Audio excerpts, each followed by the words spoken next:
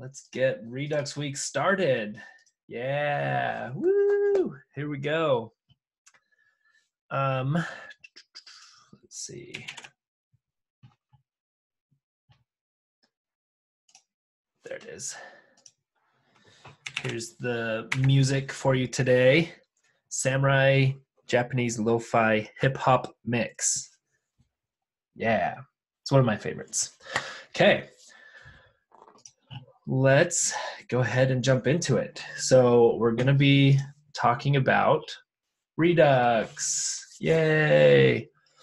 Redux is, of course, a state management library that helps us to manage state in a predictable way. In other words, every event that happens in our web applications is going to affect our state in a very predictable way. So everything that happens, we're going to be very much in control of how each action changes our state and what our app looks like when that particular change happens in our state. So to kind of give an idea about this, let's see. This is not a good whiteboard.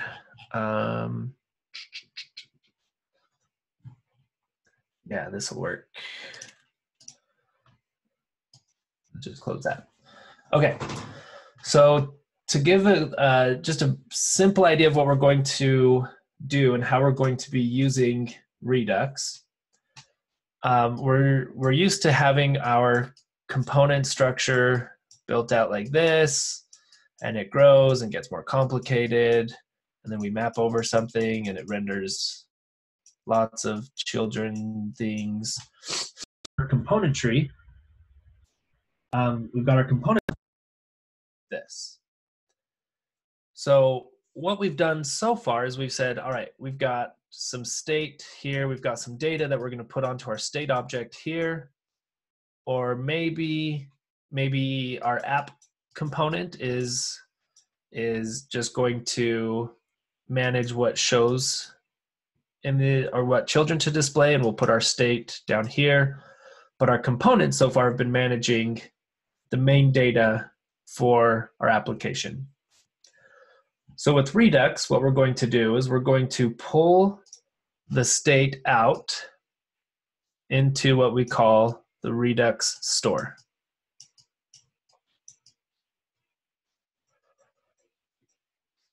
We're going to abstract this out from our app and put it into here. So we're going to have our state object here. And this becomes our one source of truth right here. Then, wherever we need some state, so let's say we need state A over here, this component is going to subscribe or connect to the Redux store, and it's going to receive that state and then pass it down to whatever components need that state. And then if we need state B here, this component would subscribe to the Redux store or would connect to the Redux store and receive that state. But let's say that this component also needs C, and we also need C here and here. So we need state C in a lot of different places in our app. Well, then we go to the highest or the lowest common ancestor, which is app, and we subscribe app or Redux store, and then we pass C down to those components. Or we could just grab C here and here with these subscribers. There's a lot of different ways that we can work with Redux. It makes it very fun where we manage our state and where we bring in state into our components, into our app. So a lot of good comes from having your state abstracted in this way and pulled out into its own, into the Redux store, away from the application.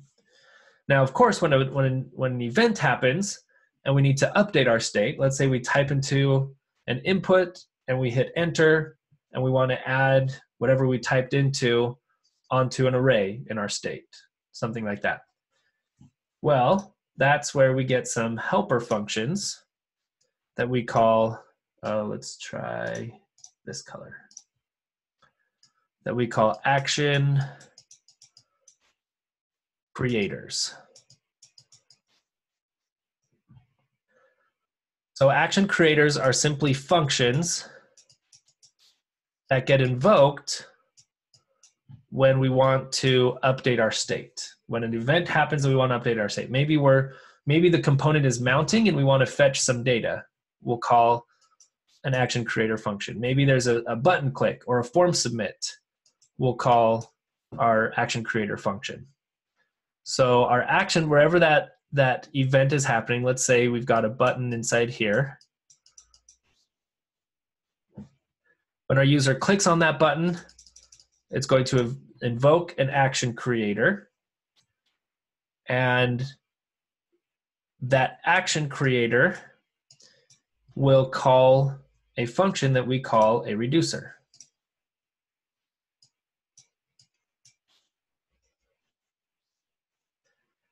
Now our reducers are special functions. These are functions that are in charge of updating our state. This is the only way that we can update our state. Nothing else in our entire application, nothing else in our code is allowed to update our state, only the reducers. So we have one source of truth, and we have only one possible way to update that source of truth. And this is what makes Redux predictable, right? Anything that happens in our app, any event that happens, has to flow through this, has to go through this flow to update our state. And we can control that through our action creators and reducers. So that's going to be, this is our setup with Redux. We'll get into all the syntax today. I do want to warn you that traditionally, this first day in Redux is a little bit frustrating for students, only because we've got so much syntax to cover that we can't really talk about what's happening under the hood, and there's a lot that happens under the hood. And so you're left with feeling like Redux is very mysterious and doing a lot of things for you, and it's a little bit frustrating trying to see what's going on and not being able to see what's happening. So just a heads up, it might get frustrating today, but we'll get through it. Just tomorrow we'll be able to look under the hood and take away a lot of that mystery. So just keep that in mind, that tomorrow we'll talk about what's going on a lot more. Okay, so with that in mind, I want to try, I said traditionally that's what happens because I want to try an approach that I think is potentially going to take away a lot of that mystery. Still let us go through. So let me clear this.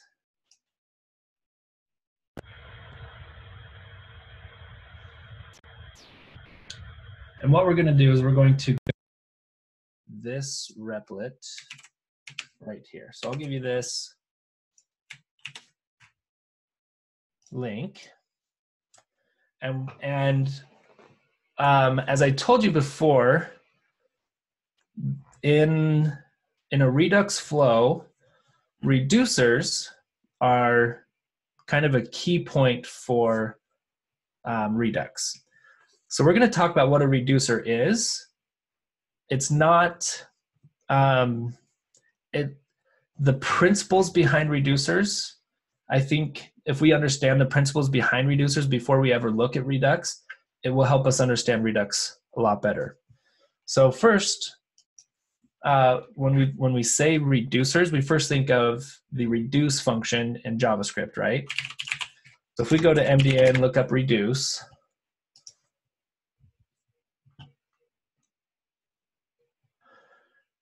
we see that,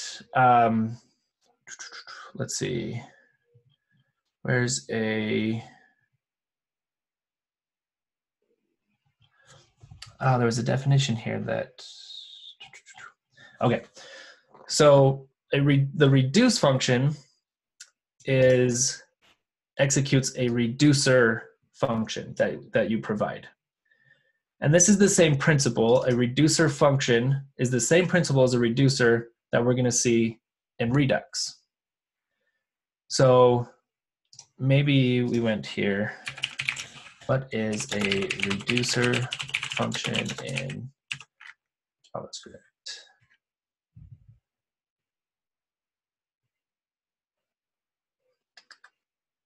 That just takes us right to the same place. Okay, so when you use reduce, what you're doing is you're taking in two values.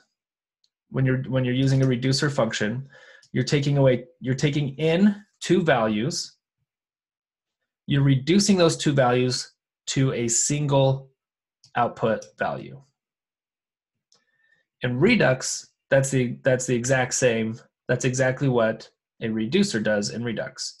We're going to see that it's going to take in two objects, and it's going to look at those two objects, and it will reduce those two objects down to a single output. So let's go here. Talking about reducers. These are functions that take in two objects and return a single object out of it. Just say return a single object. The returned object is our updated state object.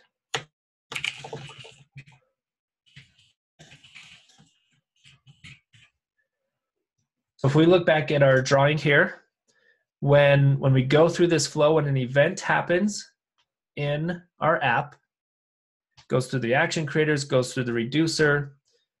When that reducer returns that single object, it's going to replace the, let me draw, there we go. It's going to replace this current state object with whatever state object is being returned out of the reducer. And when that replacement happens, then our app will update with the new values. Okay, so that is a reducer, and it's going to look something like this. We're going to say const reducer equals object 1. We'll talk about what these actually are in just a second. Object 2. And it's going to return some object, right? So the first object that our reducer is going to take in is the current state. And then the second object is a special object called an action. We'll talk about actions in just a minute. So we want to take in these two objects and return a single new state object. Now to get to do the logic of reducing these two objects down to a single object, we're going to use what's called a switch.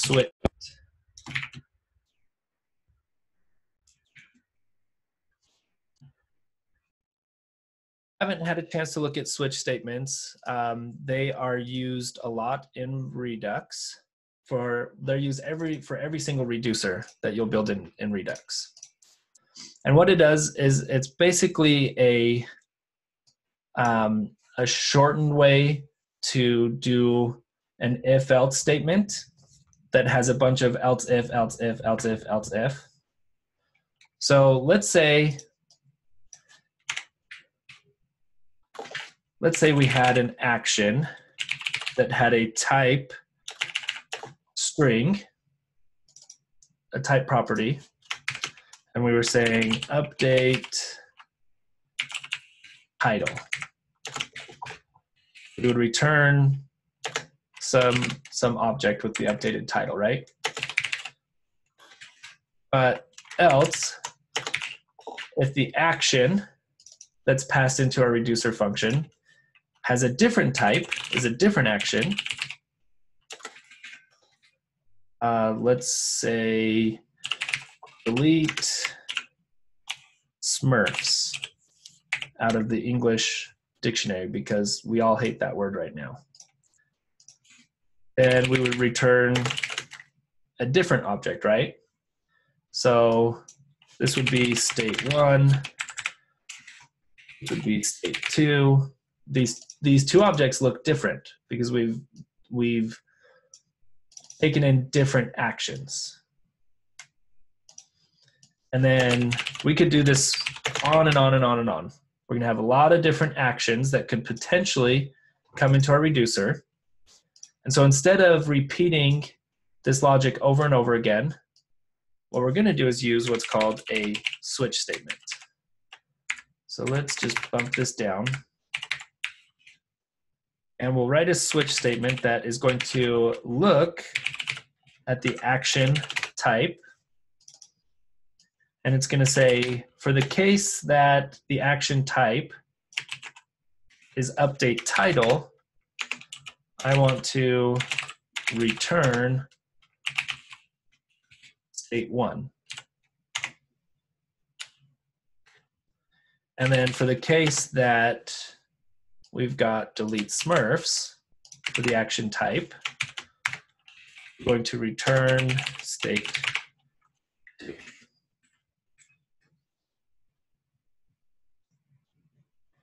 So this is equivalent to this. You'll get used to the switch syntax probably by the end of the day today, but that's just a quick example of what the switch is and what it would look like in an if-else statement. Of course, in an if statement, we like to provide our catch-all else. If we have an action that doesn't match any of these types that we're testing for, then we're just going to return our current state and not update our state. So that's the same for here. We're going to give this what's called a default return. And we're going to say current state. Okay, so let's comment this one out, and we're going to make a real reducer, one with a better use case here. So let's say we've got some initial state that looks like this. Okay, so I've got an object. By the way, our state is always going to be an object. This Redux store out here is always going to be an object. So we've got our initial object, our initial state, name Dustin, favorite food pizza, vehicles, Tacoma, Traverse, etc. And let's say we want to have an action that, come on, fire back up. There we go.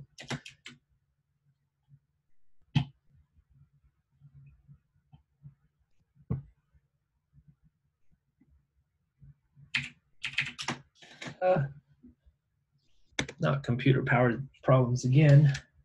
Okay, pause 1 second. Let me, oh, this is going to be difficult. Okay, I'm going to just come over here and type on my laptop up here.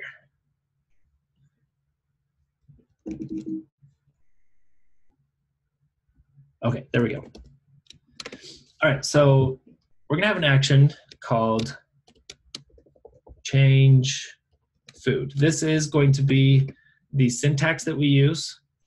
The casing we use for action types. So let's say that we've got a button in here that changes Dustin's favorite food to pasta. So we give our action a type saying that this action is in charge of changing the food here. And we give it a little packet of data called a payload to tell our reducer what to change our state to. So we're going to say this is pasta.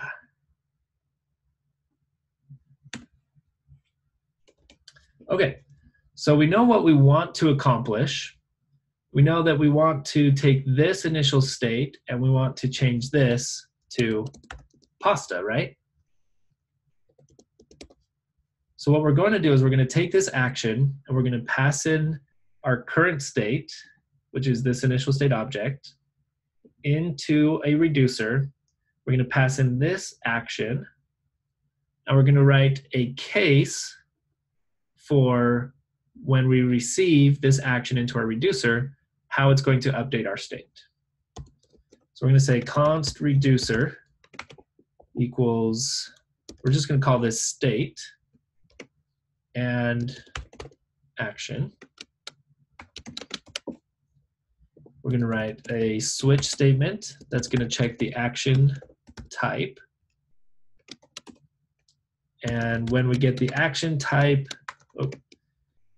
change food, then we're going to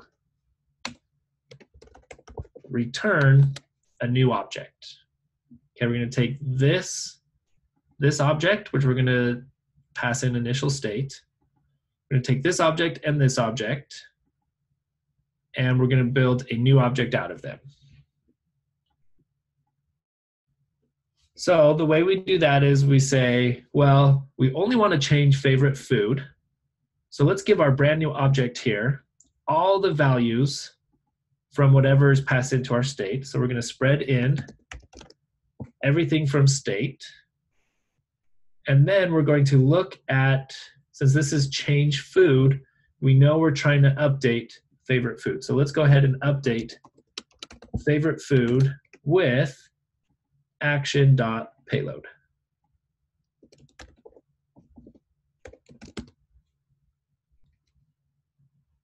And then since this is a switch statement, we always build in our default and say return state untouched. Like that. So there we go. We have a reducer that when we pass in initial state and action, it's going to build a brand new object for us that has all of these fields on it, but then we're going to update favorite food with whatever payload we pass in. So let's try this out. Let's call our reducer and let's pass in initial state. Let's pass in our action. And then let's console log. Let's set this to new state. New state equals those. And let's console.log new state. Oh, let's clear this. Okay, here we go. Let's try it out. Hey, look at that. We predictably managed changing our state object with this action here. So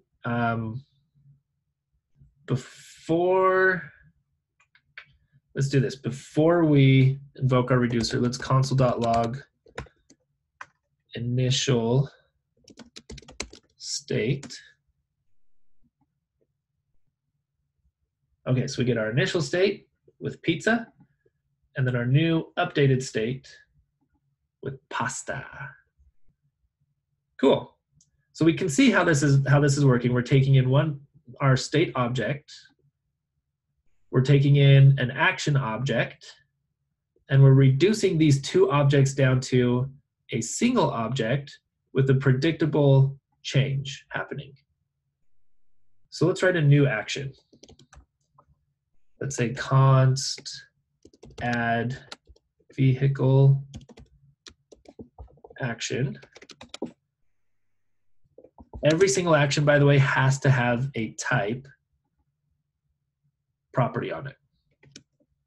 We're going to say add vehicle, and our payload for this one.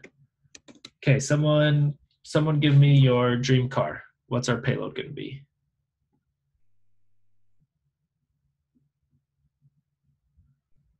Honda Civic. Model 3. We'll go with Model 3. Okay, I like it.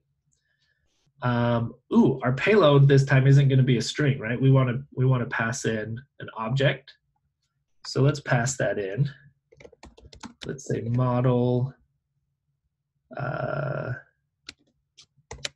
Model 3 and make Tesla. Okay, so let's do this. We're going to run through this one at a time. We're console logging our initial state, and we're going to make a new state object. We're going to console log that new state. This one we're going to pass in our change food action. After that's done, let's make newer state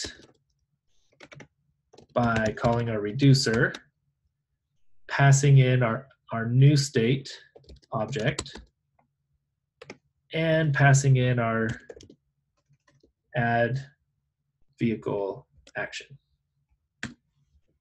Okay, I want you to think for a second. Take 15 seconds to think about when we console.log newer state, can you predict what newer state is going to look like? Well, we need to make a case for add vehicle, right? But you can imagine what this is going to be. So let's go make this. Our new action that we have to be able to handle in our reducer is add vehicle. When this action gets dispatched into our reducer, we're going to create a new object. We're going to spread in our state. By the way, for every single case, this is how you should always start. You return a brand new object, spread in our current state, and then think, if I'm adding a vehicle, let's go look at what my state looks like. If I'm adding a vehicle, I want to update the vehicle's property. Okay, so what is vehicles? Vehicles is an array. I just want to add, I want to keep these two objects in my array, and I want to add one more. So I'm going to make a new array, spread in my old array, state.vehicles, and then add my new car to the end of my new array. So it gets a little bit more complicated when we've got some nested data like this, right? But this is the same kind of logic that we've already seen inside set state. So think back 3 weeks ago, 2 weeks ago, 2.5 weeks ago, to when we were building that to-do list and you wanted to add a new to-do. This is kind of the same logic that we would use for that, right? So I recognize that this looks intimidating, but I'd want you to take a couple deep breaths and realize we've seen this kind of syntax before. So let's talk through this real quick. When we make this call right here, we pass in our state, and we pass in our add vehicle action. Then we're going to come to our switch statement. We're going to skip this case because we're not looking at change food. We're looking at add vehicle. We're going to come into this code here. We're going to make a new object. We're going to spread in whatever state we passed in, what our current state looks like. We're going to make a carbon copy of our current state, and we're just going to update one field. So we want to update vehicles, and we want to say we want to keep all of our old vehicles because we're adding a new vehicle. We're not replacing a vehicle, right? So we want to keep all of our old vehicles and then just add one more vehicle, this one right here, to our new state object. So when we run this, we should see our state changes in all three of these updates here. Okay, so we start out with our initial state, pizza, 2 cars. Then we change the food to pasta. We still have 2 cars. Uh-oh, let's see, what happened here? No, where did our return add vehicle? Did I spell add vehicle wrong somewhere? Yes, I did. I'll show you how to avoid that error in a little bit here. There we go. So now we got our final state where we've got pasta and our new vehicle. Okay, see how easy it is to predict what our state is going to look like? We could do this, copy, paste, add vehicle action to dispatch a new add vehicle action. And let's go for, ooh, nice, thank you. Ooh, Camaro SS, the Super Sport.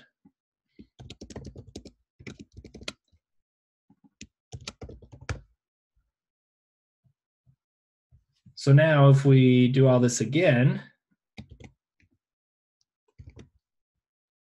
but then we pass in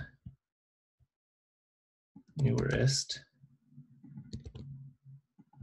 There we go. Oh, what happened? There we go. So if we pass in add vehicle action 2, we're going to go through this again, right? So we're going to hit add vehicle twice. Once we're going to add our Model 3, and then the next time we're going to add our Camaro. What is a Camaro? Uh-oh, we lost our Model 3, probably because we only passed in new state instead of newer state. Which brings up a good point. How do we keep track of our state? Well, what if we did this? What if we just said, this is current state, and when we go through our first change, let's just update current state.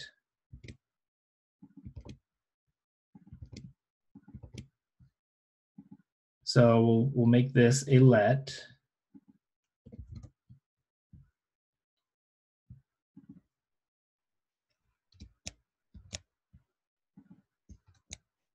And each time we'll just pass in our current state and then log our current state.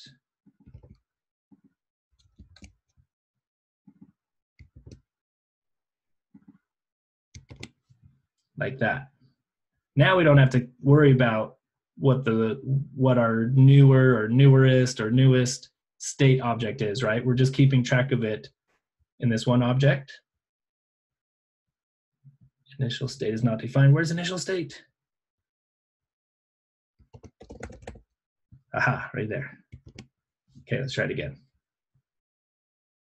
Hey, there we go. Pizza to pasta. add a Model 3, add a Camaro. Oh, okay, Camaro. Now that word looks weird. That's why. There we go, much better, much better. Cool. All right, so that is a reducer.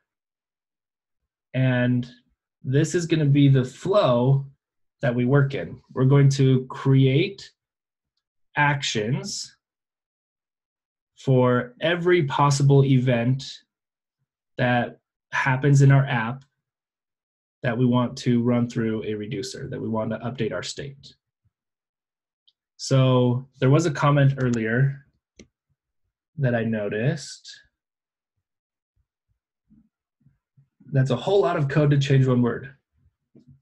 It is. And that's why usually for small applications, you don't bring in Redux. There's a lot of boilerplate for Redux.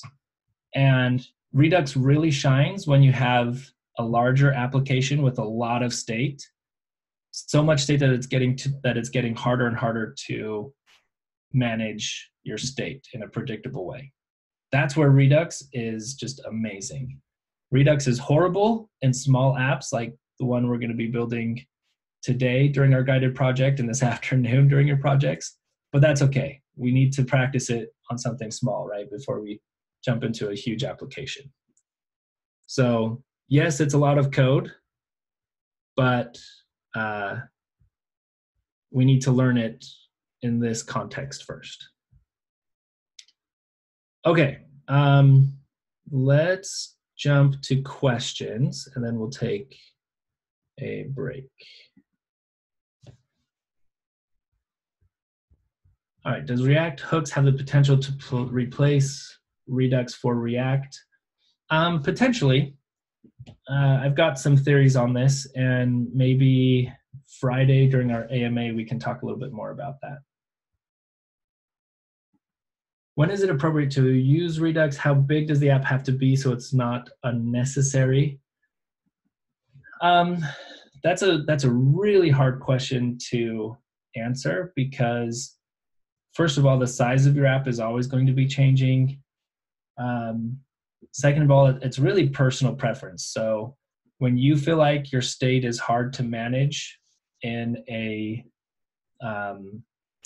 predictable way, that's when you want to use Redux. So yeah, it's really hard to say. And it's changing with hooks. Hooks are making it easier to handle large amounts of state without using Redux. So yeah. When working with reducers, does it have to be a switch case or can you use other creative ways of handling reducer conditions? It doesn't have to be a switch case. It just has to follow this principle here. It has to take in two objects. It will be called, Redux is going to call your reducer for you. So Redux does this part under the hood, and it's going to call your reducer function with current state and action. And then it's going to take the returned object, no matter what that returned object is, whether it's your current state untouched or you're updating something, it's going to take whatever it returns and update your current state with that return value. So no, you don't have to use a switch statement, but you do have to follow this rule that it takes in two objects and returns a single object. However, every case that you'll ever find with Redux, okay, not 100%, no blanket statement there, but most, if not all that you'll ever, that you'll be able to see will have this syntax. So I would caution against trying to do something different, at least for now while you're learning this.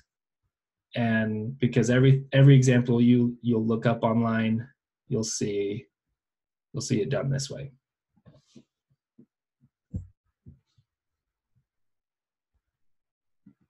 Is it true that hooks is used much more in the tech industry than Redux, and would it not be beneficial to learn hooks on our own if the first question is true? No, absolutely not. So Redux is so widespread right now that it's going to take a long time before companies take their millions of lines of code and move that all to hooks. So I would say at least a couple years before Redux, if Redux starts to become obsolete, it's going to be a few years. So learning, I think it will be beneficial to learn hooks on your own because a lot of new code is being written with hooks, but there's so many projects that have Redux built in, and you'll feel this today. It's very complex, and when you implement Redux, it's kind of a spider web where it touches a lot of your code. And so if you were to try and pull out Redux and refactor it with something else, that's a lot of refactoring. So companies are going to stick with Redux for a long time. Redux just recently released a new version with their own custom hooks, which is going to help them stay relevant for even longer. So yeah, I would say that Redux is by far used more, just because that's what everybody's been doing for years and years. And when the dev team comes to the CEO and the CTO and the CFO and says, hey, we want to spend the next 6 months and all of our man hours changing everything we've ever built to this brand new fun shiny thing, they're going to look at the dev team and say, yeah, that's $4 million we're not going to spend. Sorry. So money's going to win out, and big companies are not going to be totally rewriting their apps. So Redux is here for a long time. But yeah, we can get more into this discussion on Friday. Okay, with this .set state, the advantage is that it knows to re-render the page when needed. Redux doesn't use this .set state, so how does your app know when to re-render? Ooh, good question. The answer to this is that your state here, when you connect a component, so if we're looking at this diagram, when you connect this component to the Redux store, it receives state B as a prop. So if state B changes, then your component will re-render because it will receive new props. Remember that there's two ways to update, or that there's two reasons a component will re-render. One is if this .set state is called. The other is if it receives new props. So yep, you'll be just fine. Your components will re-render when your state changes because it'll be receiving new props. What would happen if we didn't spread the state inside the reducer? Ooh, good question. Let's try it. So let's just take that out, that out. What's going to happen is when we call change food, we're going to build a new object, and the only property on this object is going to be favorite food.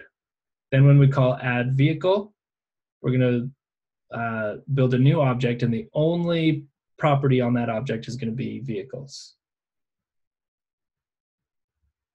State.vehicles is not, oh, we got to here, and it's, so let's look at this. We got initial state, and then we ran our first reducer call, and we got this object back, so we don't have vehicles on here. So we're trying to spread in our vehicles, and we can't because we don't have vehicles. So yeah, again, you're always going to spread in your state on this return.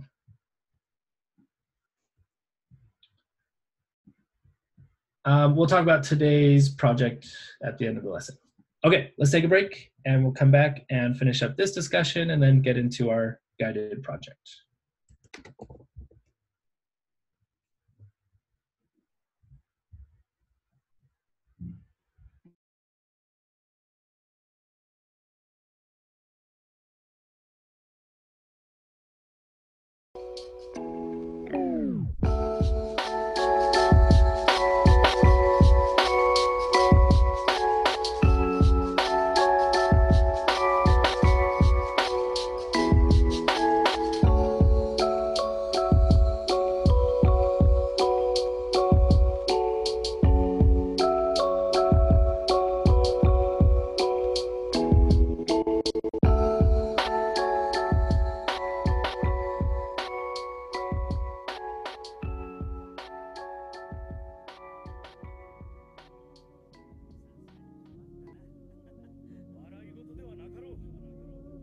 新選組を離れて療養した方がいい。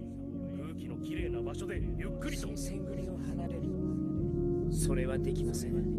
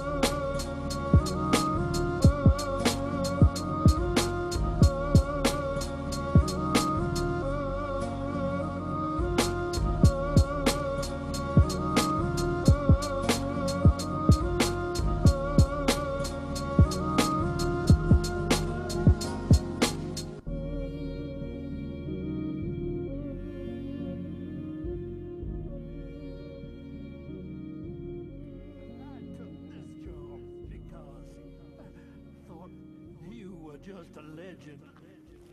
Just a story.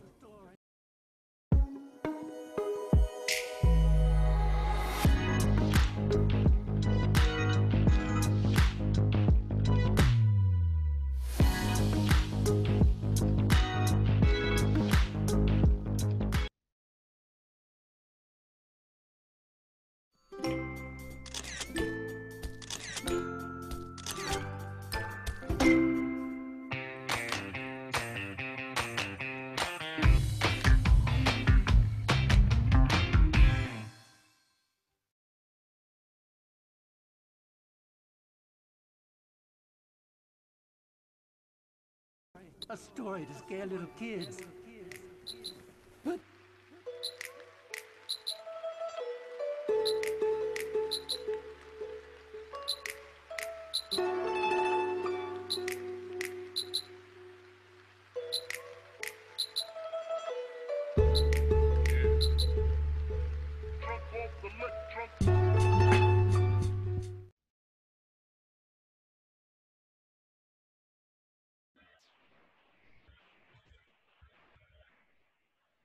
All right, let's keep this going.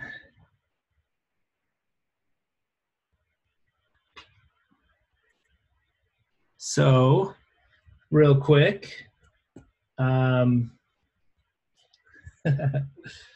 let's see. Oh, it is an A. I knew it. So, emoji party for how we're feeling right now. I'm feeling like this.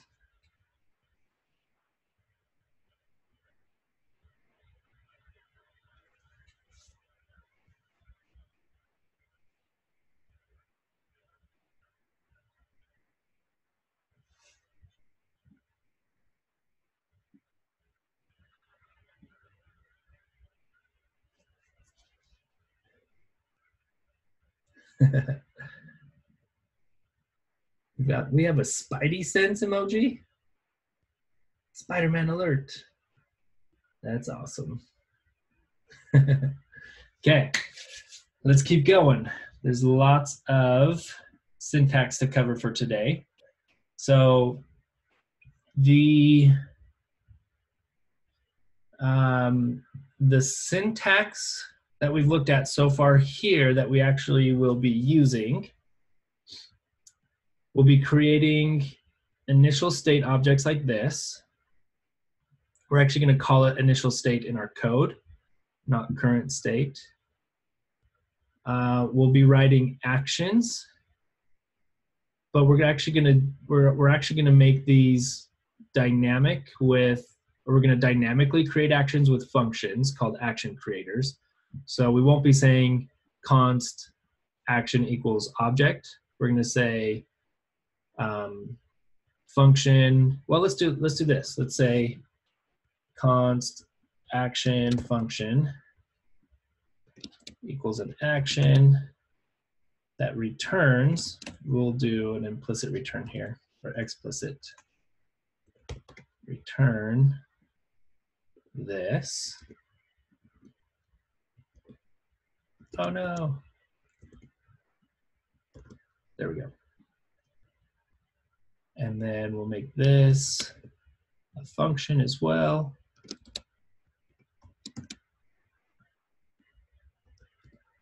That will return this action.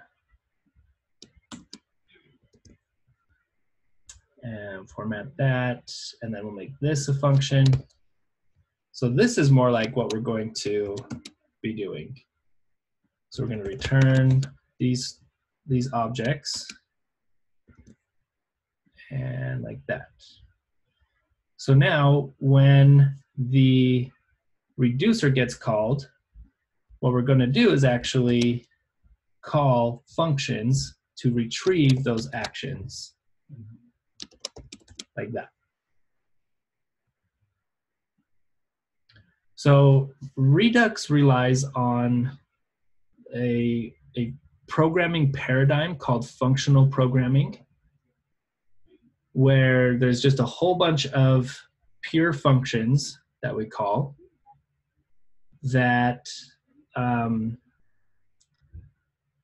that are going to return something, and then we pass that return value into another function call. That function returns something.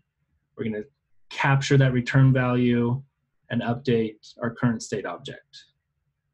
So the reason we're doing this is right now we're hard coding data into here, right? What if we just wanted to say pass in a string and do something like that? Then we could come down here and say we're going to pass in pasta,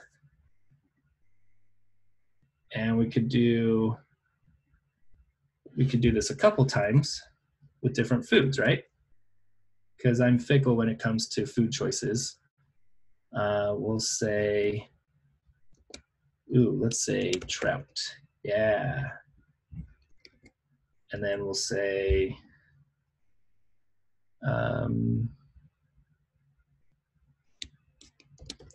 fruit smoothies. I know, we're all over the board here. Pizza, pasta, trout, and fruit smoothies. Oh, action. Helps if we spell things correctly. Capital F, there we go. Nice, so we're keeping track of our changes. We only had to we wrote this action function that dynamically will change our food depending on what we pass into it down here. Okay, so back to what we were saying. We will be creating initial state objects We'll be creating action creators that return actions. And we'll be writing reducers. So everything from the reducer up is syntax that we'll see. And it all makes sense, right? This is an object. These are really simple functions that may take in a parameter and they're going to return an object. Maybe they won't take in a parameter, but they're still going to return an object. And then the most complicated part is our reducer, but you'll get used to this syntax within the next couple days really quickly here. Okay, again, all of this part down here, Redux is going to call for us under the hood. So with that being said, let's go ahead and pull all of this into an actual React project. What's funny is we haven't used the Redux library. We're going to use Redux library and React Redux library. But in this replit here, this is just all pure vanilla JavaScript, right? We're not using React, we're not using React Redux, we're not using Redux. This is just vanilla JavaScript where we have a few helper functions, a reducer, some action creators that help us keep track of state changes in a very predictable way.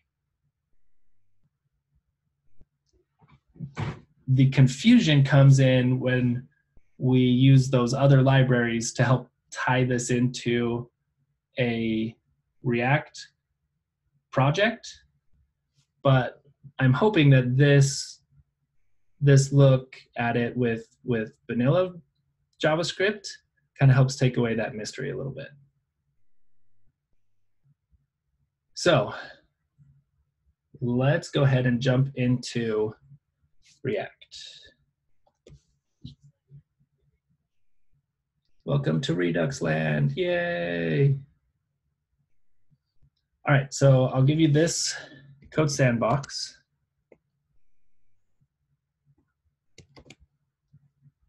Hey, I really like Trout, okay? No making fun. Am I not signed in? Why am I not signed in?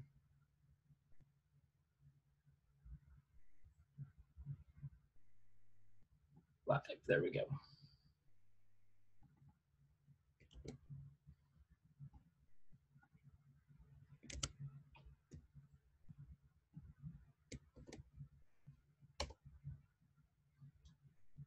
Okay, so there's our sandbox, there's our live sandbox.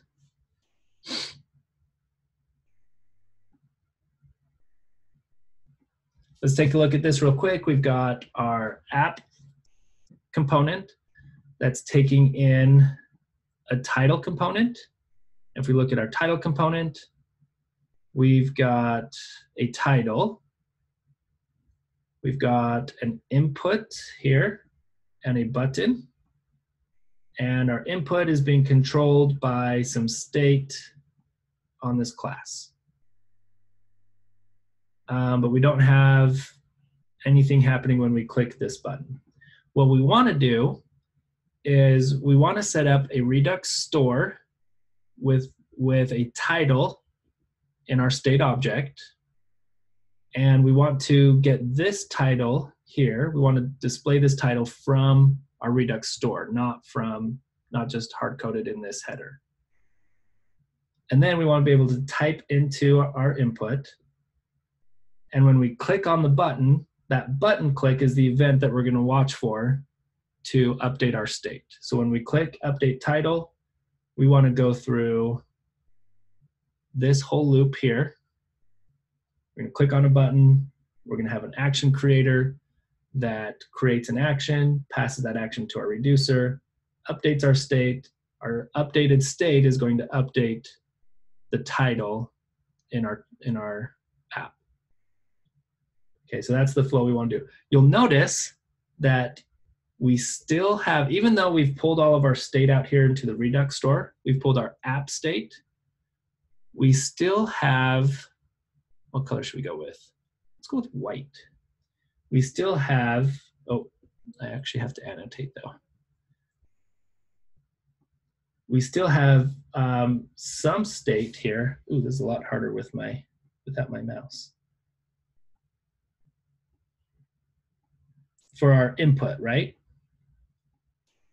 So UI state is still handled at the component level. You'll hardly ever see like input state or things like that in your reducer, in your Redux store, excuse me.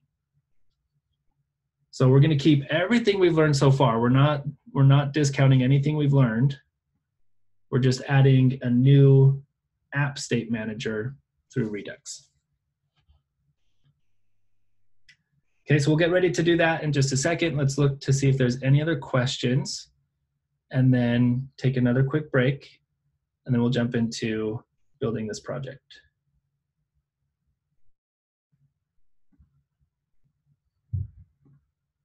Okay, cool.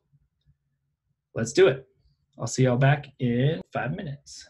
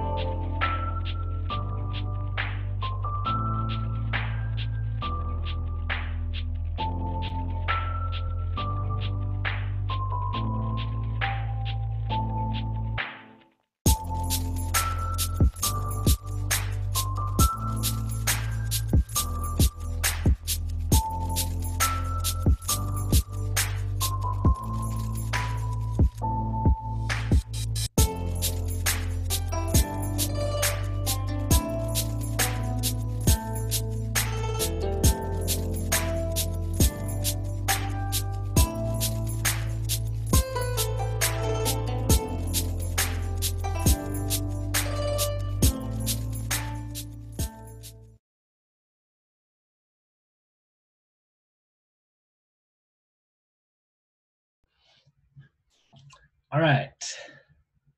Come on back. We'll keep going. I think we can close that one and that one. Cool. Okay, so the first thing we need to do is get React, Redux, and Redux into our project here. So Redux is a library that gives us the ability to create that store that is separated from our component state. And it's a standalone library. It doesn't have to be used with React. It can be reused. It can be used in vanilla JavaScript, Angular. There's a lot of places that you can, or a lot of different libraries you can use with Redux. So we're going to bring in the Redux library. And then in order to use Redux more simply in our React projects, we're going to use a library called React Redux. So add both of those. We've got Redux and React Redux.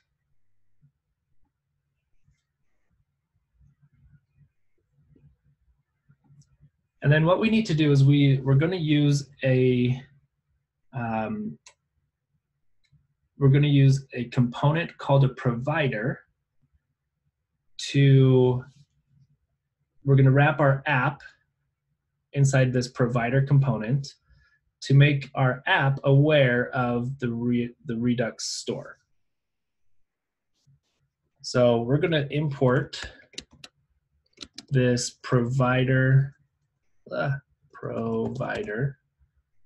component from React Redux.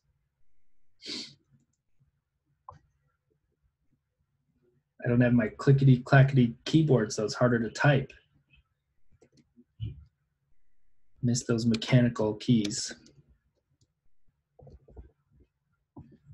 Okay, so we've got our provider component, and we're going to wrap our app inside it. But we're going to get an error when we do this.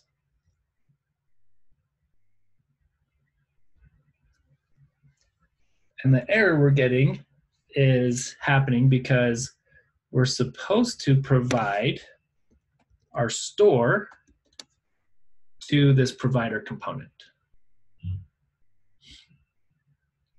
So we got to go create a store. So we're going to import a function called create store, very aptly named, right? Create store from Redux.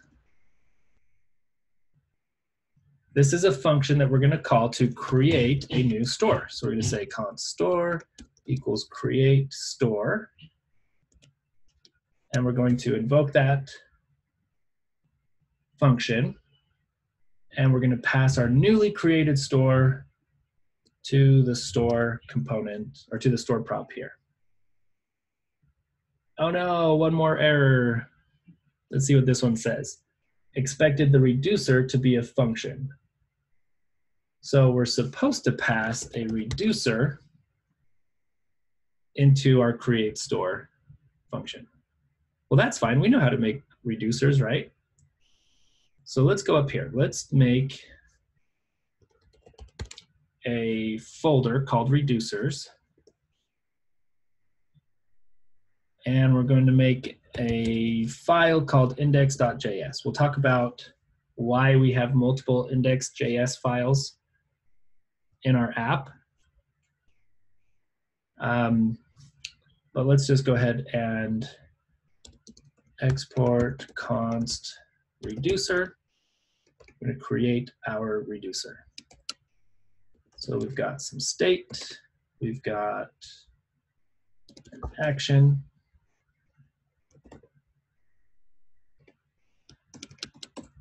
and we're going to write a switch statement, action.type. We don't know what kind of actions we want yet, so we're just going to have default return state. like that. Okay, there's our reducer function.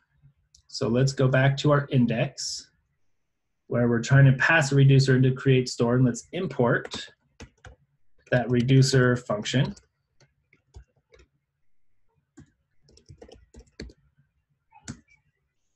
Like that.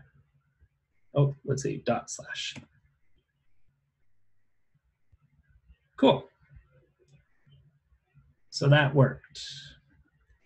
However, we want our reducer to create, well, let's go look at this store and see what was created with this store here.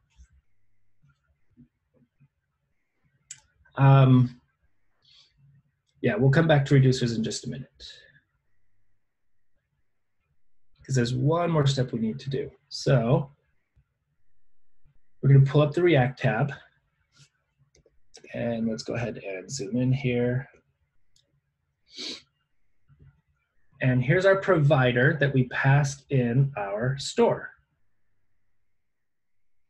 All right, so we've got a few functions here. This get state function looks kind of interesting. Let's do this. Let's go back to our code here, and let's say const or console.log store.get state. Excuse me. That one came on too fast and I couldn't mute. Okay, let's go see what is console logged here. Nothing. How do we get some state? How do we get that state object into our store? What are we missing? What piece do we need that we've already talked about?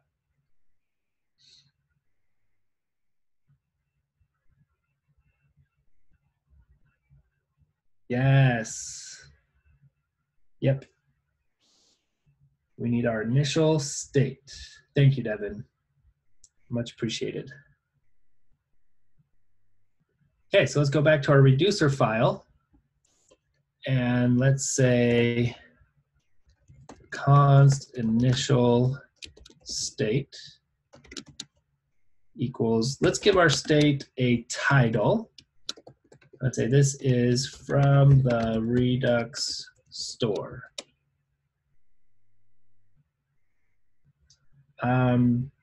Shoot, we're still undefined. We still don't have this state object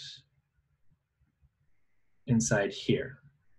The reason for that is, in order to, when your app first loads, when your user first comes to your application, Redux is going to call your reducer with just a generic action. So watch this. If I say console.log action, whoa, look at that. So Redux actually called our reducer once, and it's trying to set up our state. But you'll notice this action doesn't have any payload, because Redux doesn't know what you want your state object to look like, right? It's gonna be different for every single project, every single company. Everybody's gonna have a different initial state object. So that can't be, they can't pass in state. We haven't set up our current state object yet. So we're gonna use a nifty JavaScript feature called a default param. What's going on here is, if we console log state, you'll notice that they pass in, Redux passes in undefined when it passes in this first object, this first action. Okay, all they're trying to do is say, all they're trying to do is get to this right here and say, let's set up our state with this default return. So we'll never write an action type with this random string, right? So what we're going to do is, since they're passing in undefined for that very first initial setup call, we can say if state ever comes through undefined, we're going to give it a default of initial state.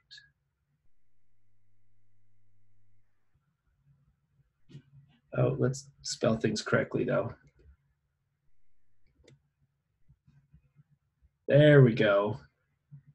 So now, when they made that first function call with this action, state was undefined, so it received the value of initial state as the default param. Then it was able to return that state, and look at this. We got our object back. So let's take away this console log there. And now we're just console logging store.getState. We actually have our state object. Okay, so there's our reducer setup. You create an initial state object, you create your reducer. It's going to take in state and action, but it's going to have a default value of initial state. And then we always set this up first. Okay, so let's go ahead and let's go into our title component. Now that we have our store, let's get rid of this console log here. We've got our store. We're passing that store into our provider. Let's go into our title component, and we're gonna connect this component to our Redux store so we can get that title and display it here.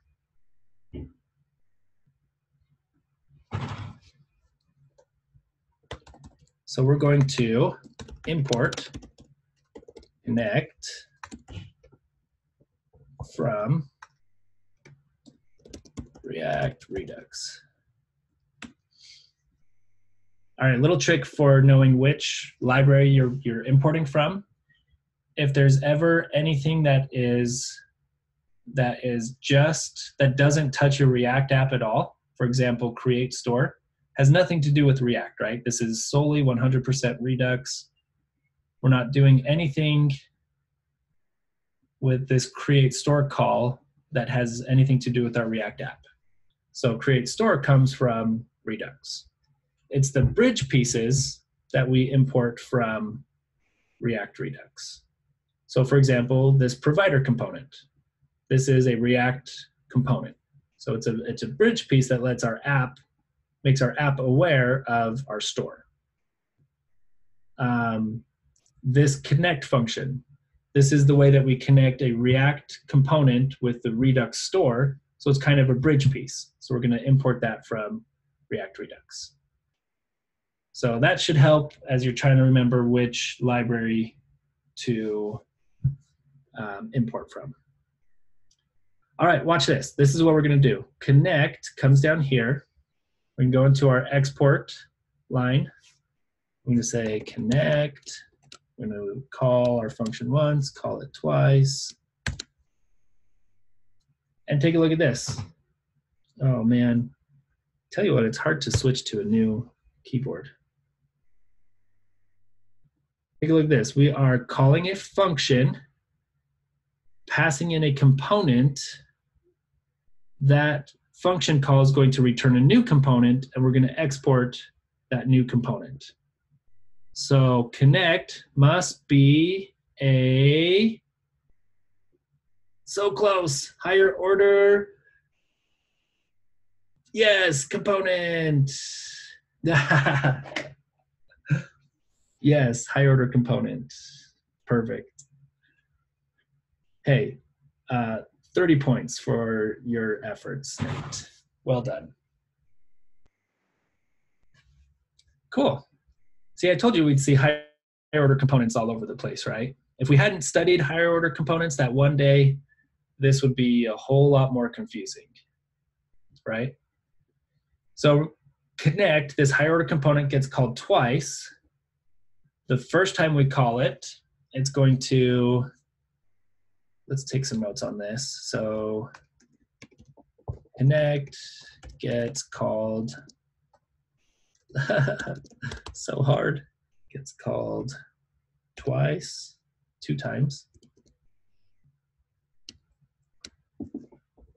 first call takes in 2 args. So the first argument is going to be a function called map state to props. We call it this. This is a banana name, but we call it this just because that's the industry standard. Map state to props, which allows us to pull. I actually have to wash my fingers to type. Here we go. Allows us to pull state or pull items from the Redux store. Okay, we got this. The second argument is an object to pass our action creators to the component.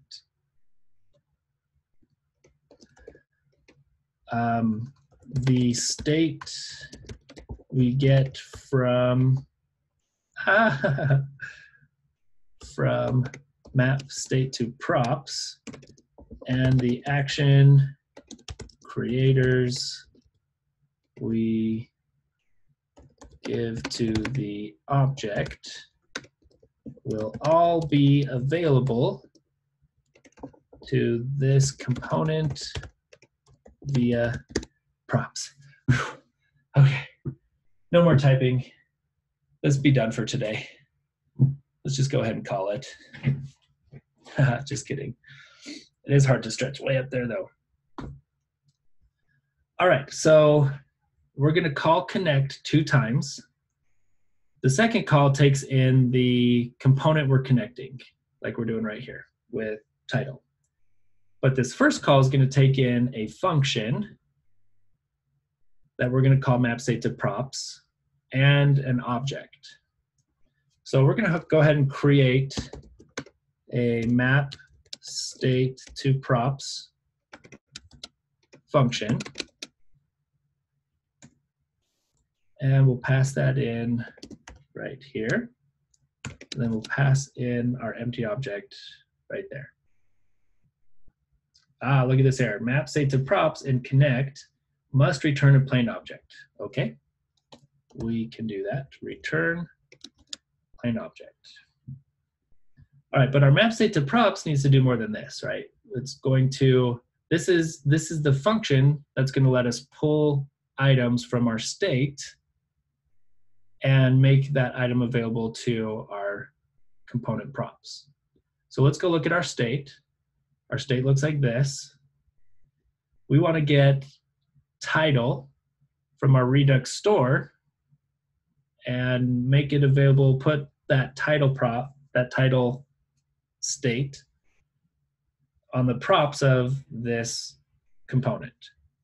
So the way we do that is map state to props takes in the entire state tree as an argument.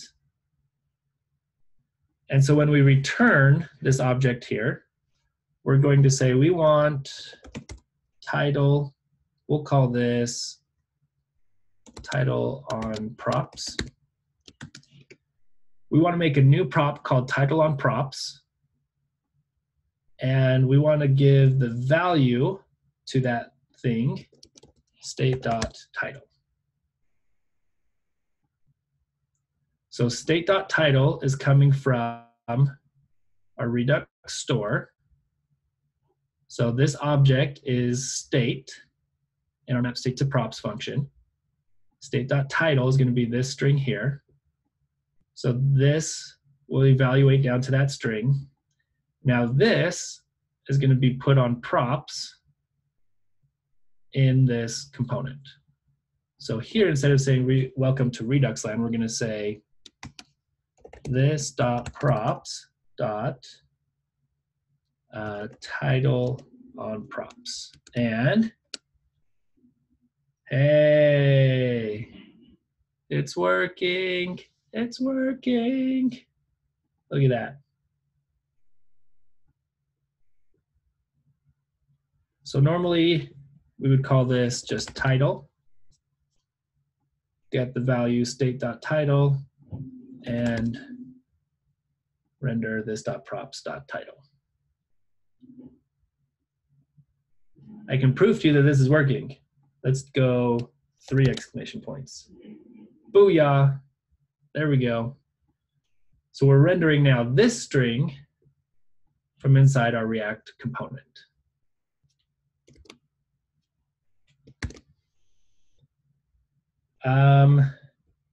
Cool.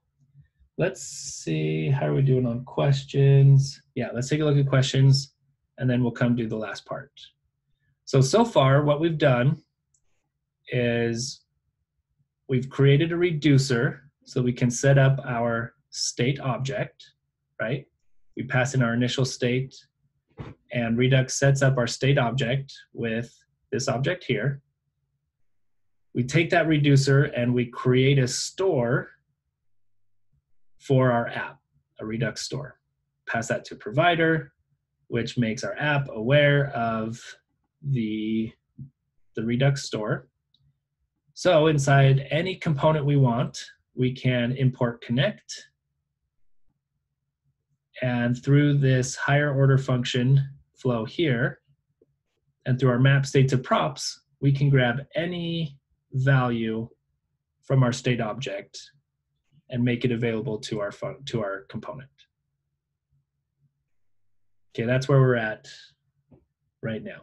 We're gonna look at questions, take a break, and we'll get into the last piece, which is action creators, so that we can click this button and update our Redux store with whatever we type into this input.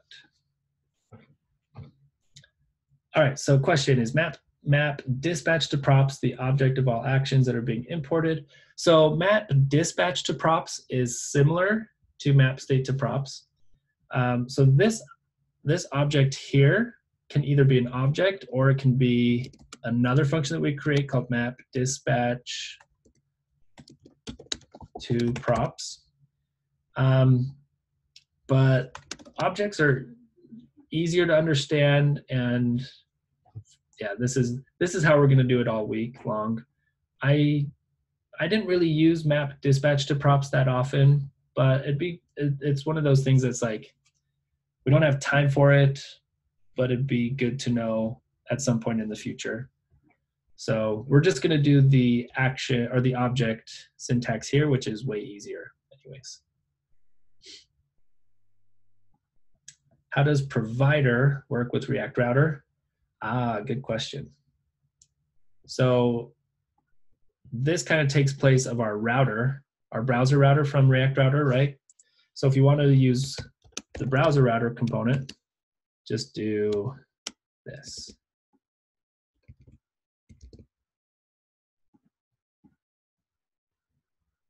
So you'll have your provider wrapping your router, which wraps your app.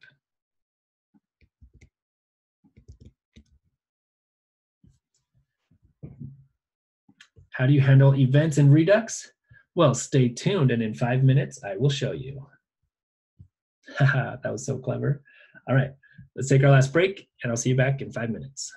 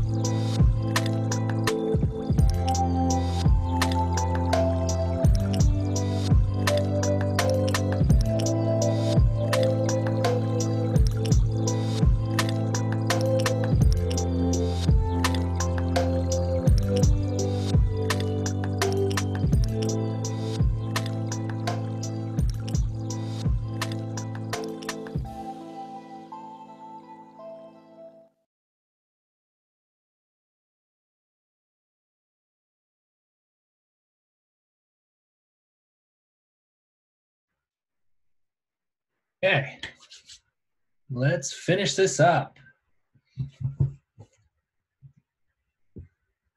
Couple good questions that I do want to cover. They're pretty relevant for what we just did. So let's go ahead and take a look at these.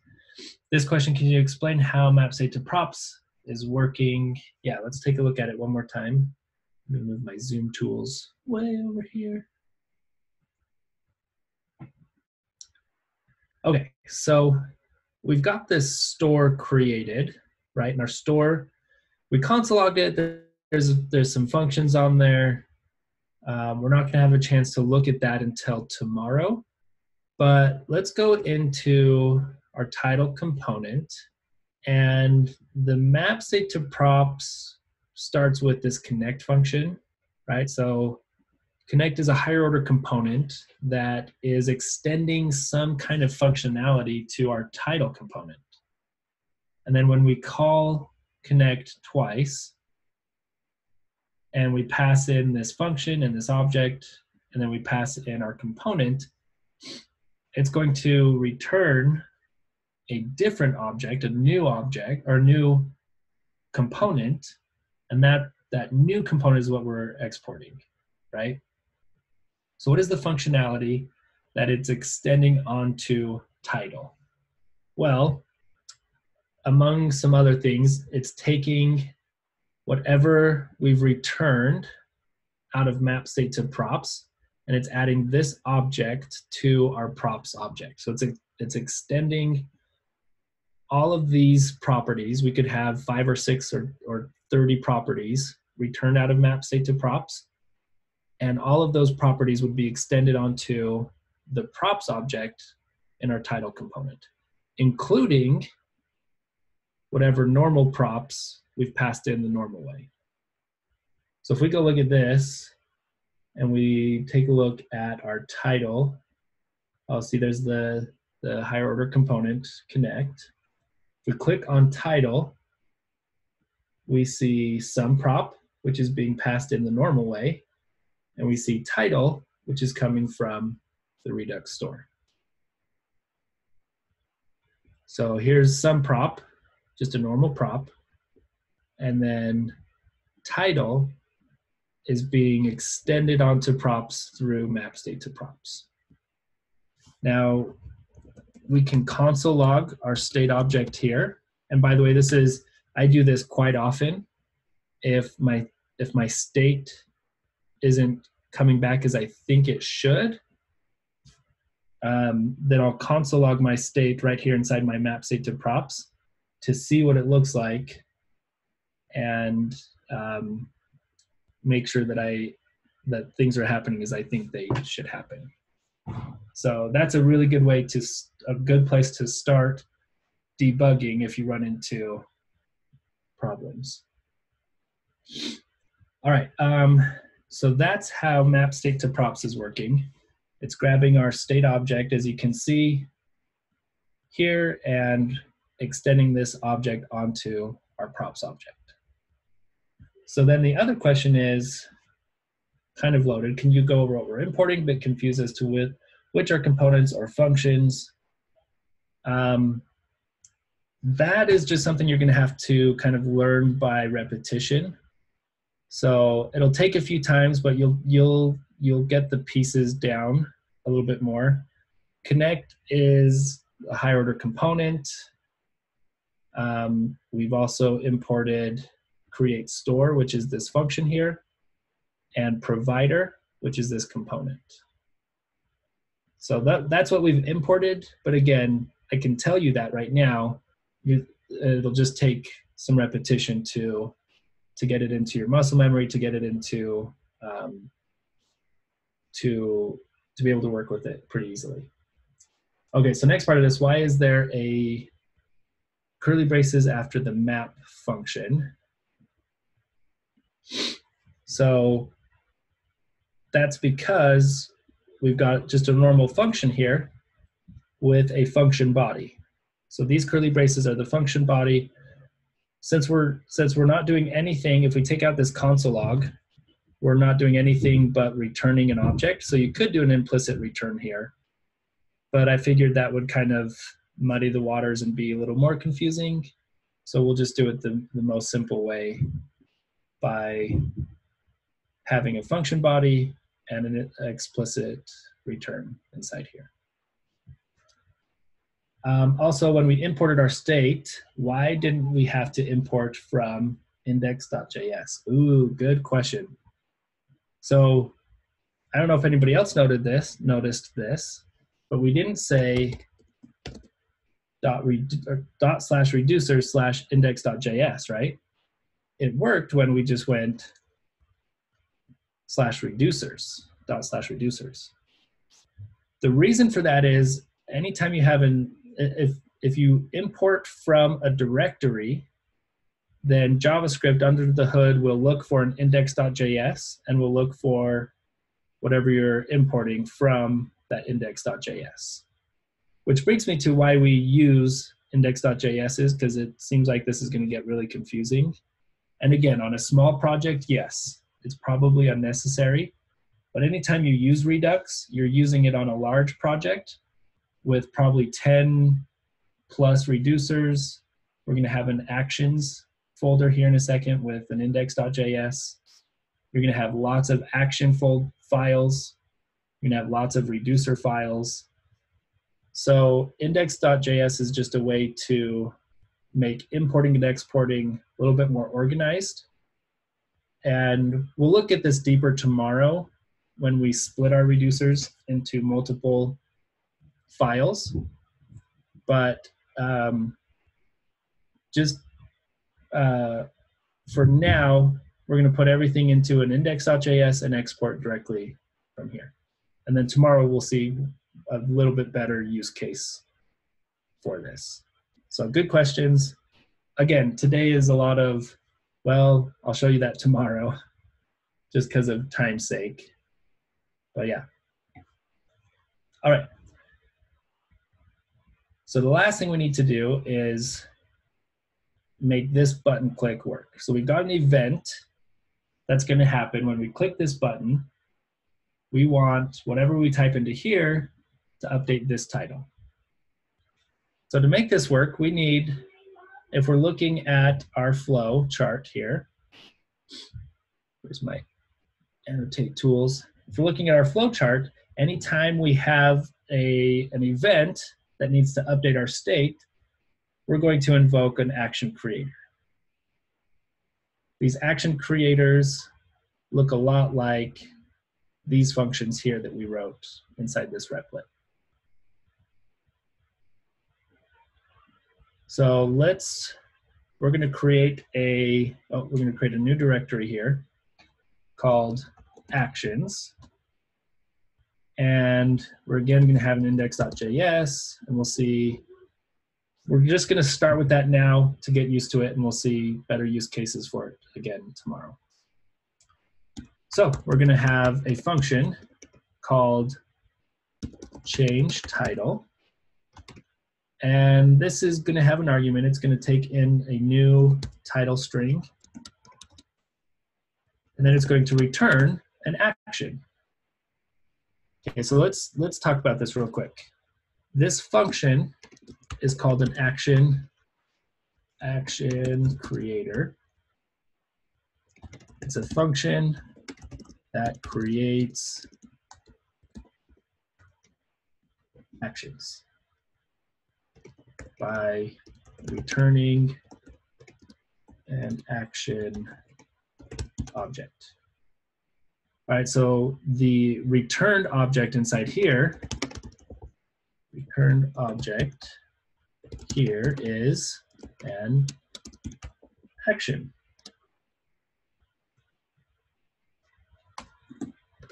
And again, actions must have a type property because it's through that type property that our reducer knows how to update the state. If we don't have a type property on our action, then we don't have a definitive system to tell our reducer what properties we need to update on our state.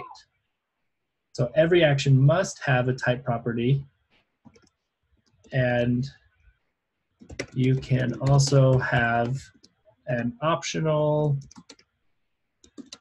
payload, or some people call it data, or some people call it, like in this example, they might call it title. You might go say explicitly what it is. This is one of those things that you get to decide what you like. I personally like payload, so all of my actions have a payload on them. Not all of them. Some of them you don't need to pass data through with the action. So not every action has a payload, but if I do need to pass data on, then I'll have the payload property there. All right, so for this action object right here, we want to say that we're going to change the title. And we're going to take the string that gets passed into change title, and we're going to forward that to our reducer on the payload. So now that we have this action defined, just like we did in this replit when we defined our change food action, we came into our reducer and we made a case for that action. So let's do that now. Let's go to a reducer, our reducer, and let's say, hey reducer, when you see change title, this is what I want you to do. I want you to create a new object, spread in all of our state. Even though we have one property, I just want you to get used to spreading in state. And we're going to update our title with the action.payload.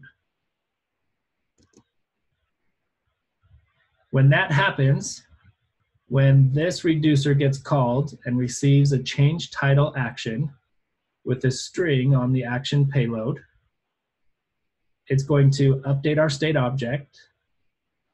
Our title component will receive a new string for props.title, and it will re-render and display our new title. So the last question is, how do we fire off this action from our component? Well, we're exporting this function, so let's take this function, import it into our component here. We called it change title.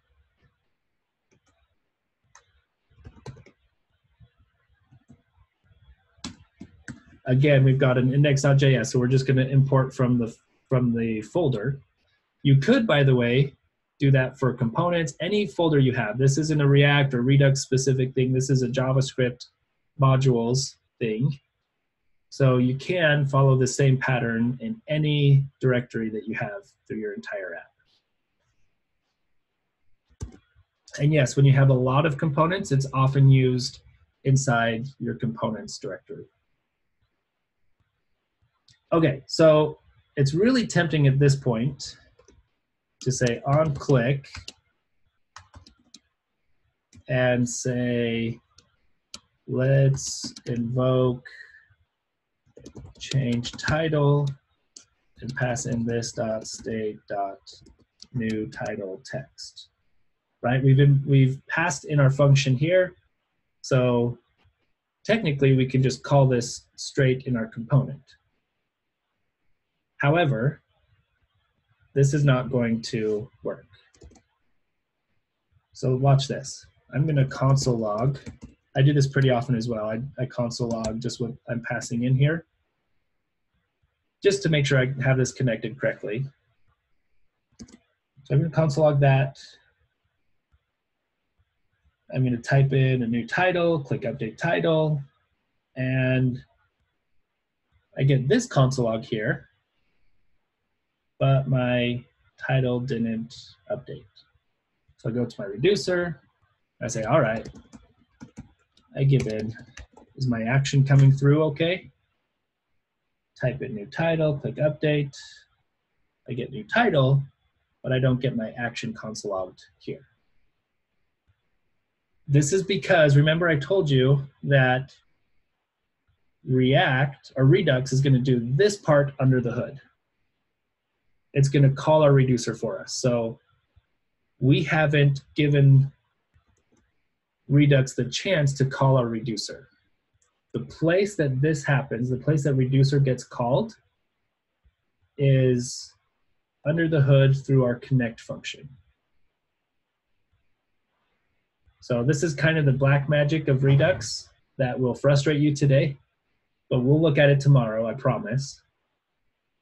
So instead of just importing our function here and calling it straight in our JSX, what we need to do is pass it into this object here,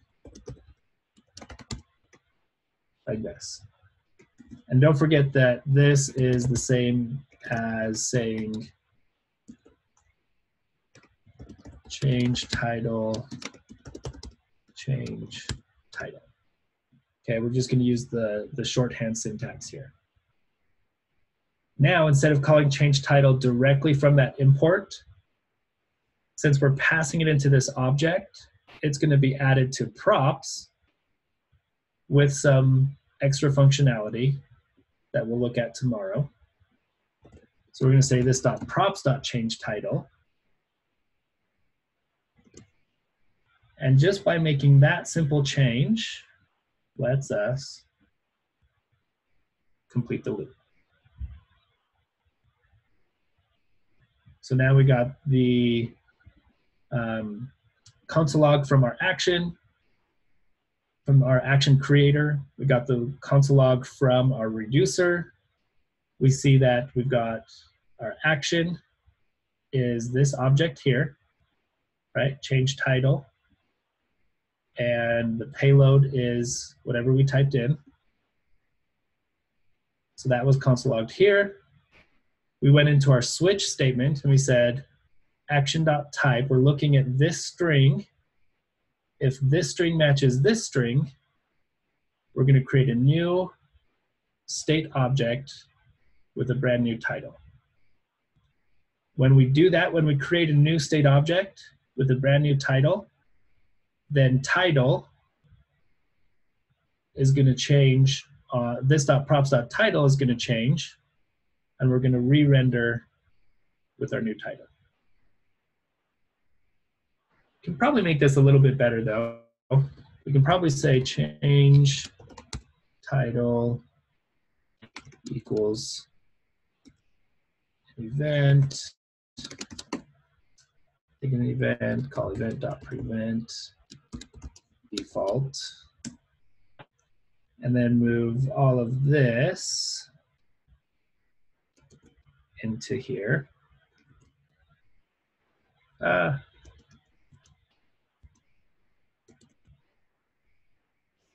Paste it, don't copy it. There we go. And then instead of doing an inline function, we'll just say this dot change title. So we'll call this function, which calls this dot props dot change title. But now the advantage this gives us is we can say this dot set state. Technically, we could still do this all in line here. But me personally, if I have multiple lines happening in a function, if I have to have a function body, I just pull it out into a function out here. New title text, it's going to be a new string. So now we can say new title, updates our title, clears out our string. Now we've got some UI state being handled here correctly. We've got our app state being handled with Redux. We've got our whole Redux flow with 5 minutes to spare. Booyah. Okay, let's take a look at the homework, and then we'll look at questions. So the homework for today and tomorrow will be these two projects. So this is, again, another two-day, two-project set. Redux Counter has a lot of the code built in for you. It's got some comments to help you know what to do, building out that project. So go through that and really pay attention to the comments. Really try and make sure you are understanding each piece of the entire Redux flow. Redux to do is a project that you're going to start from scratch. You're going to run create React app. You're going to add Redux, React Redux. You're going to create the store. You're going to do everything that we did today on your own here. So if you do get to this point, if you can finish the counter and you start Redux to do today, I would try and make, you'll have a list of to-dos in your initial state object.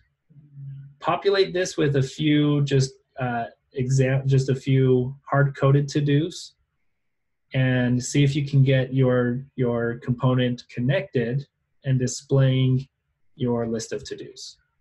I think that's a great goal to try and get to today. If you want to try any of these other bullet points, then go for it. But you'll have time tomorrow to work on those as well. Let me just make sure that I'm not lying to you. Let's go look at tomorrow. Yeah, there's no projects listed tomorrow because it's the counter and the to-do projects. Okay, let's take a look at questions. So when working with APIs in React Redux, we basically can use the store to use the API state wherever we want in the app.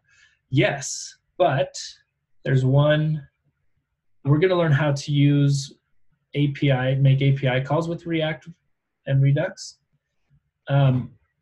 Because right now, the way you've seen Redux is asynchronous.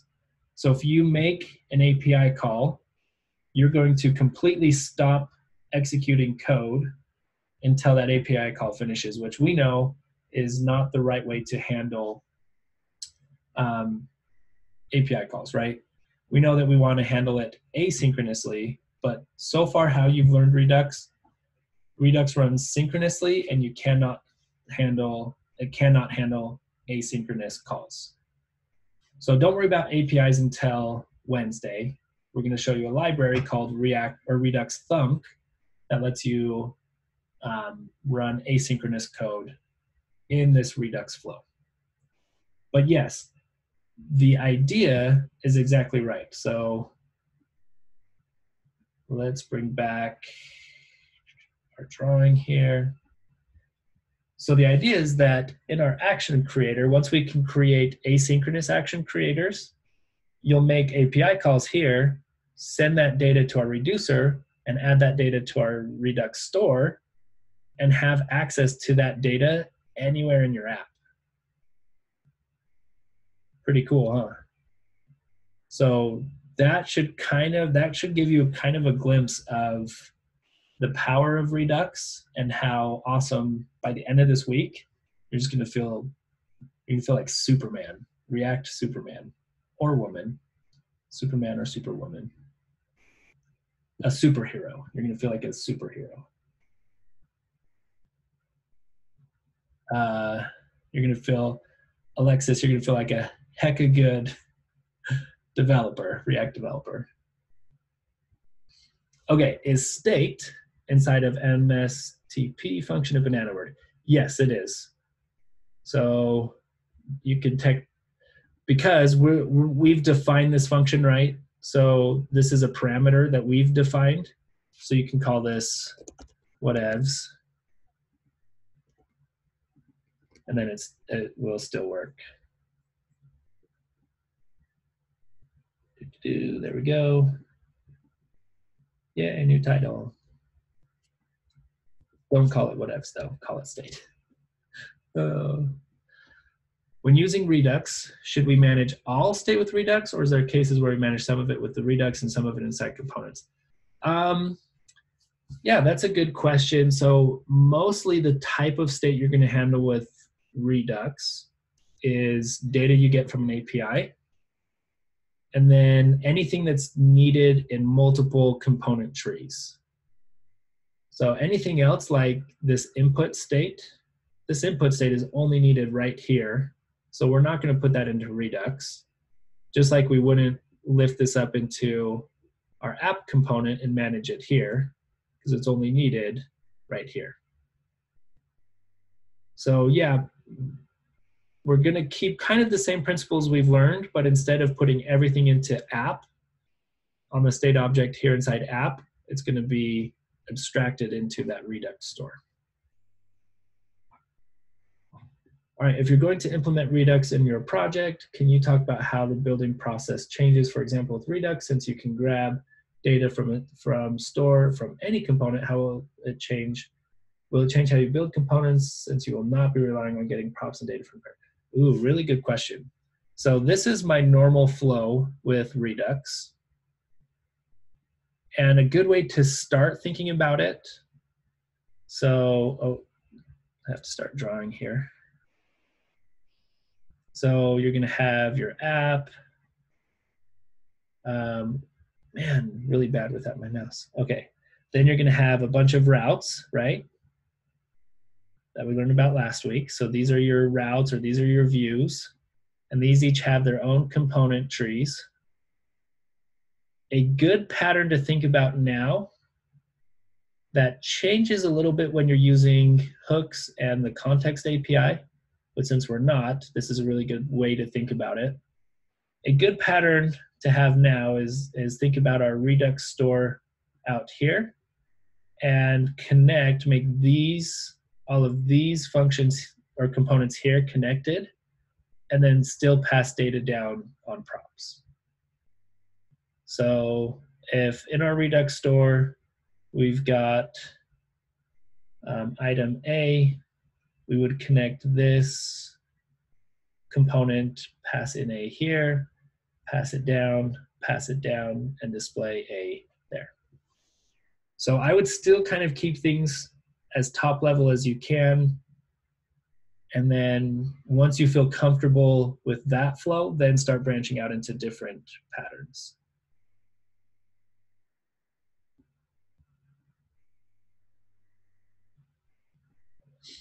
Can you walk it down from the beginning? I'm trying not to get discouraged, but I can't see how it all connects. Yes.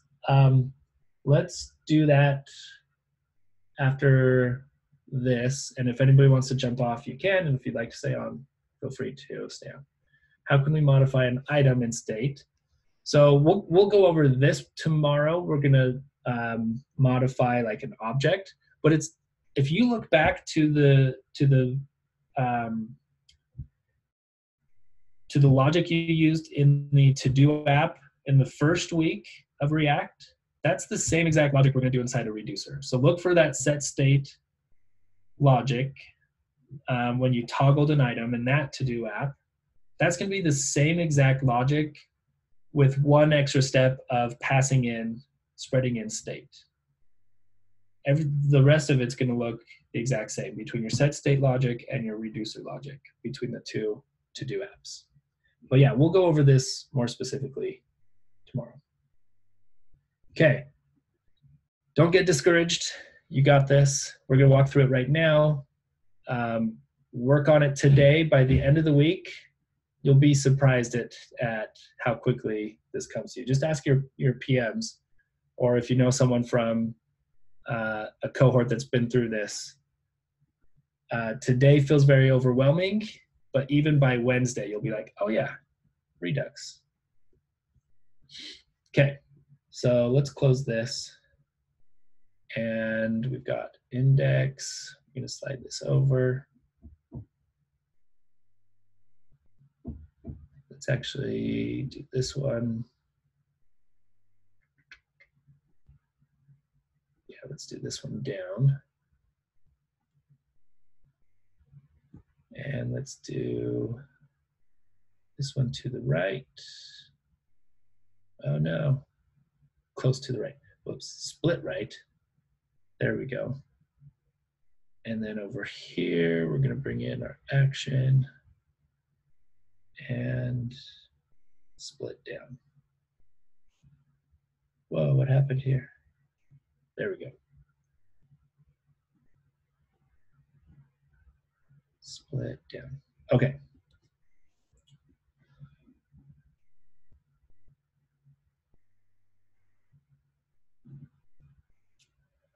Okay, so here is, I actually want to switch these.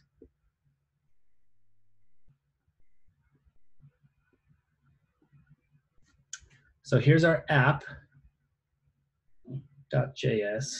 Let me, sorry, I'm gonna shrink down just one step like that.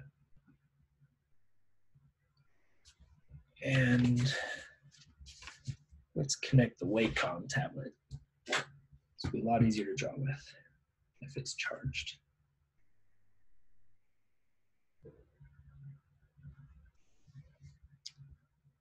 Yes.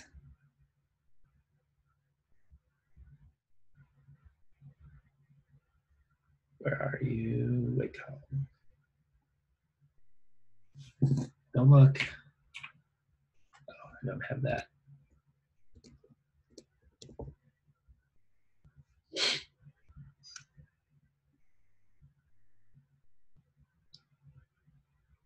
Okay, so that should be good.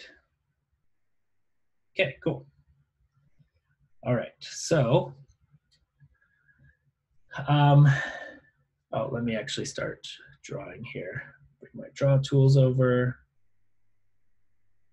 Draw.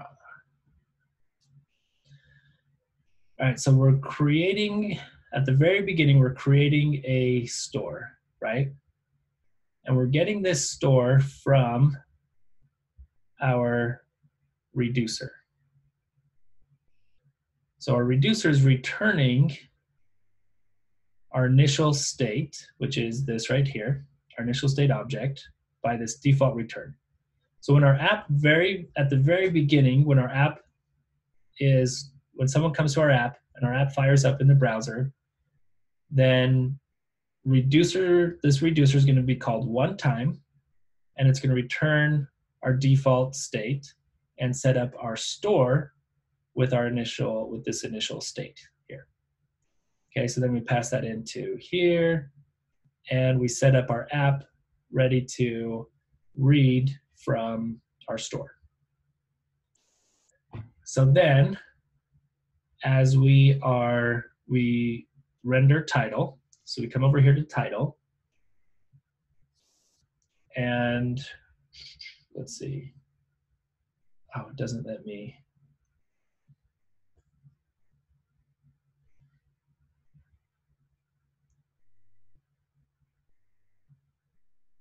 Let's do this color. Okay. So then this state that was created here and is available in our store is now passed into our map state to props function here through the state object. So we've got title, we've got, oh, stop. Let's just undo that one. So we've got state.title right here, comes from this title property there. And then this gets added to props in our component. So we have props.title available in our component from map state to props. So then we can display this.props.title in our header, which is what we're doing in our app. And it's going to be initialized with this string down here. So then we just kind of wait for our button click to happen. And when our button click happens, that's when we go into our action creators. So let's grab a different color here. Let's make this green. So change title is imported into this file and gets passed into the connect function here, which also gets added to props. So we have props.title, and now we have props.changeTitle.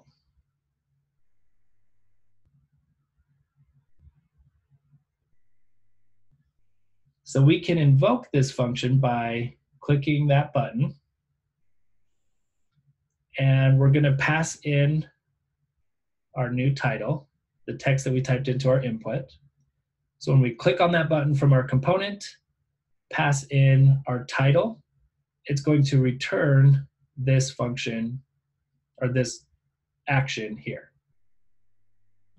So one of the things that's happening under the hood that's being set up by Connect is there's this function called dispatch. Dispatch. We're going to look at this closer tomorrow, but this comes from this store we created right here. So store.dispatch, and if you console log store up here, or if you go look at it in the provider in your React tools, you'll see a function called dispatch. This function we don't call as of now. We'll look at it. We'll actually get to call this function in our code on Wednesday, but today and tomorrow, this is going to happen under the hood. And what it does is it takes in an action.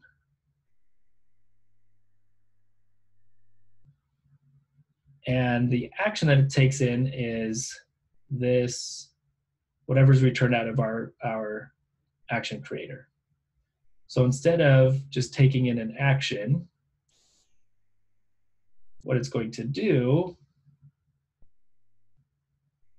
is take in an action creator function, like change title, and it's going to call that function. What does an action creator return?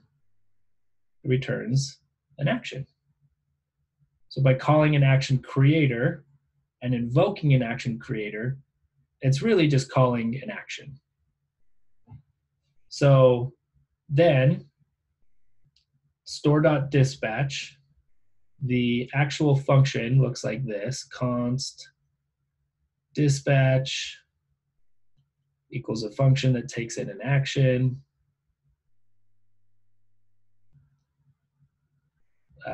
Opposite curly braces, there we go. And then inside the dispatch function definition, we're going to see current state equals, we're going to see all of this. Let me get to my mouse. We're going to see this current state equals reducer, pass in current state, and pass in our action. So it takes in an action, it's going to update our state, and it's actually going to call our reducer. So it's going to say, oh, let's see. Let me get back to drawing here.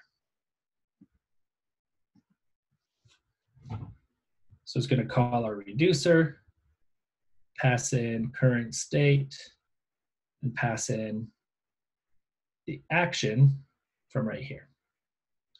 So this dispatch function, this is the sneaky guy. This thing is what happens under the hood that makes us so frustrated, like, what's happening? How do we, when I call this.props.changeTitle and pass in a title, it magically appears here. What? What the heck? That's because this is happening under the hood, and inside the definition of dispatch, we're invoking our reducer. We're taking the action that's being returned from here, that gets put into dispatch, which comes into here, which gets passed into our reducer, which makes it to there. So just by creating this action creator, passing it here, invoking it here, one thing leads to another, our reducer gets called and receives our action. So this is the really confusing part. We see this, we see this, we see this part, but we don't see any of this. And then magically our action appears and we update our state, right? So that's the confusing part. We'll take a deeper look at it tomorrow. If you can, what I want for you today is for you to be able to just go through the flow with the syntax that I've taught you here. So as long as you can take the syntax from this guided project and go through the flow, you're exactly where you need to be today. Tomorrow, you're going to understand, you're going to see this happening under the hood a lot more. So let's do this. We invoke our action creator. We return our action, which gets passed into here magically. So then what happens here? Well, our action has a type called change title. And so our action.type is going to see this and say, hey, this is change title. I'm going to go ahead and run this code right here. So again, when this gets returned, when this new state object gets returned, it updates our current state here inside the dispatch function. But again, that's under the hood, so we don't see that happen. All we care about is that we've updated our state. So our new title, which is right here, right? Our title is going to change with whatever we passed in from that input. And it's going to tell our component that it's changed. Our component receives new props and re-renders. So hopefully that helps. Again, I think if you kind of go through the motions today and just come back tomorrow ready to see this a little bit deeper, you'll be at a good place. Let me see if there was any other questions that came up. Okay. No other questions.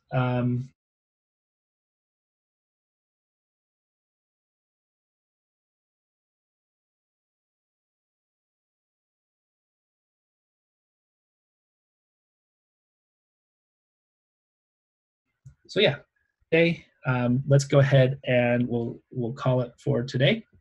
So have a wonderful afternoon, and tomorrow, just trust me, tomorrow you'll get a better look at this. So take the syntax that you learned today, make a couple Redux loops, be able to update your state and watch that change happen magically on your UI. And then tomorrow we'll get a little more nitty-gritty with it. Okay, have a great day. Thanks, y'all.